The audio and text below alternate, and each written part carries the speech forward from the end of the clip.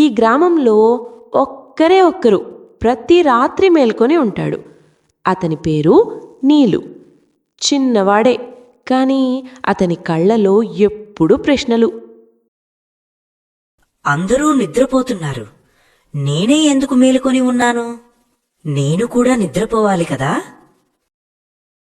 నీలు తన అమ్మమ్మ దగ్గరకు వెళ్తాడు. నూనె దీపం వెలుగులో అమ్మమ్మ కూర్చుని ఉంటుంది. అమ్మమ్మ, ఈ గ్రామం ఎందుకు ఇలాగే ఉంది? బిడ్డా, ఈ గ్రామం చంద్రుడి ఒడిలో నిద్రపోతుంది. ఇది వరం కూడా, పరీక్ష కూడా. పరీక్ష ఎందుకు? మంచితనం ఉన్నంతవరకే ఈ నిద్ర ఉంటుంది. ఆ రాత్రి చంద్రకాంతి మరింత ప్రకాశిస్తుంది. నిశ్శబ్దం